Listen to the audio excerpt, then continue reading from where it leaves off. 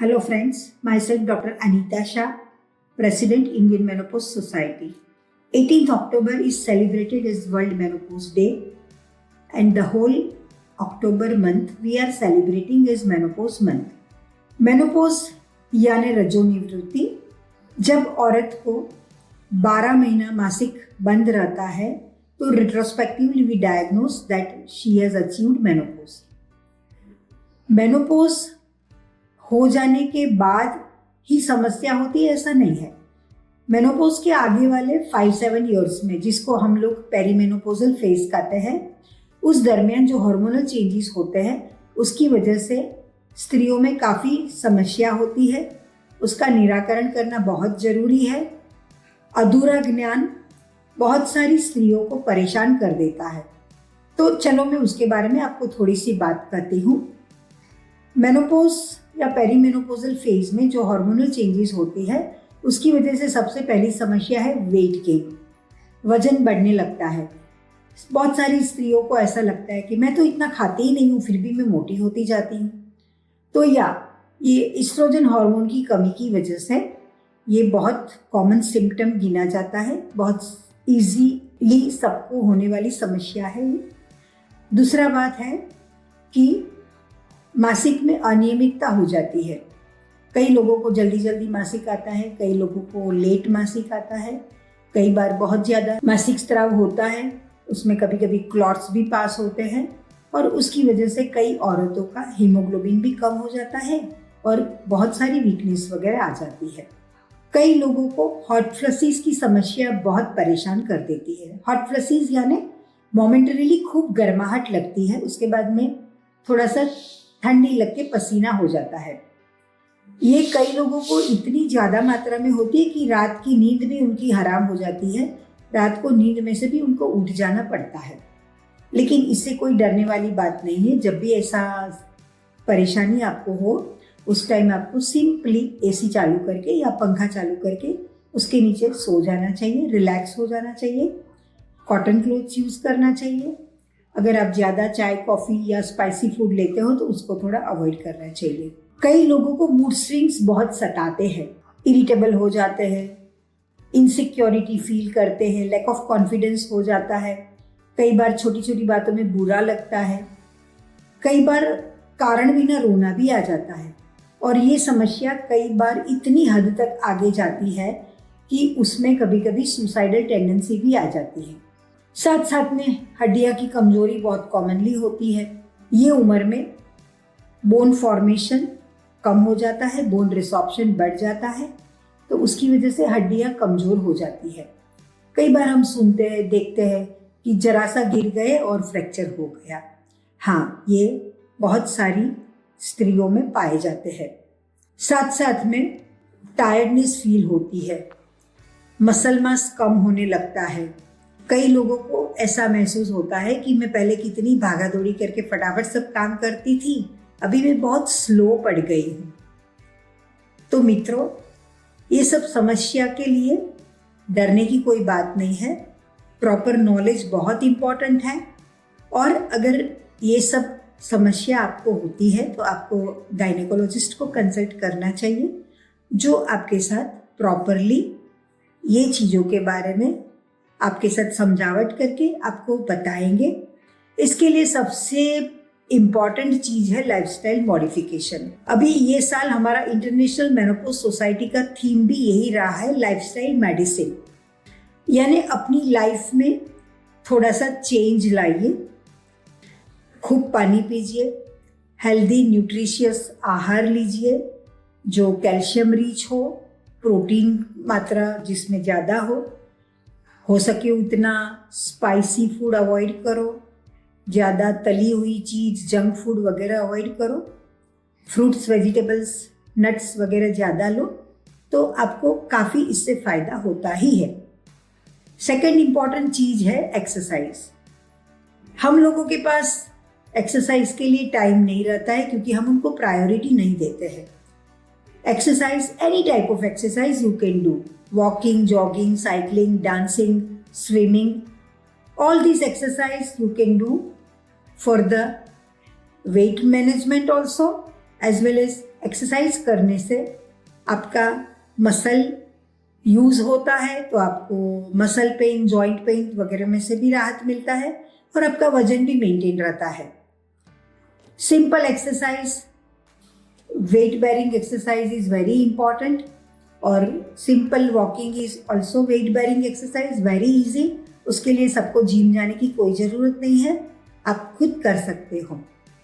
Dance is very good exercise. Dancing से आपका mood भी अच्छा रहता है, आपको एक्सरसाइज भी हो जाती है आपकी, और साथ साथ में हैप्पी हेल्थ हार्मोन्स रिलीज होने से आपको फीलिंग ऑफ वेलबींग भी होता है। उसके साथ साथ स्ट्रेस मैनेजमेंट भी बहुत इम्पॉर्टेंट है। Yoga, pranayam, meditation, whatever you know, you should do it. So इस तरह से अपनी लाइफस्टाइल बदलने से आपके आधी तकलीफें दूर हो जाती है। हमारा इंडियन मेनोपॉज सोसाइटी का स्लोगन है fit at 40, strong at 60 and independent at 80। इसको मैंने और इलेबोरेट किया है, fit at 40, fancy at 50, strong at 60, sexy at 70, independent at 80 and naughty at 90 and healthy at 100। We want that each and every woman should remain healthy and happy till the age of 100 years. But उसके लिए self management is बहुत जरूरी है। Prevention is always better than cure. So at this juncture मैं सब महिलाओं को एक सूचना देना चाहती हूँ कि जैसे हर साल आप अपनी हर बर्थडे सेलिब्रेट करते हो, एनिवर्सरी सेलिब्रेट करते हो, उसी तरह हर साल अपना रूटीन गायनिक चेकअप करवाना चाहिए।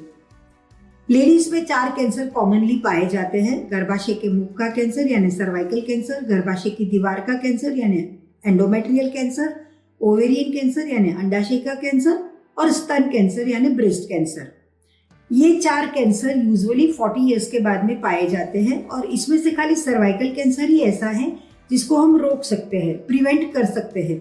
बाकी के कैंसर प्रिवेंट नहीं कर सकते। अगर वो अर्ली स्टेज में पाए जाते हैं तो उसका अच्छी तरह से इलाज हो जाता है। Why cervical cancer is preventable? Because by research it is proved कि सर्वाइकल कैंसर के जितने भी केसेस अभी तक डिटेक्ट हुए हैं, मोर देन 90% में HPV वायरस का इन्फेक्शन पॉजिटिव आता है। ये इन्फेक्शन ऐसा है कि हर औरत को अपनी लाइफ में कभी न कभी होता ही है। 100 में से 90% में वो अपने आप ठीक हो जाता है, 2 to 10% में वो प्री कैंसरस कंडीशन में कन्वर्ट होता है और उसमें से 2 to 5% में सर्वाइकल कैंसर होता है।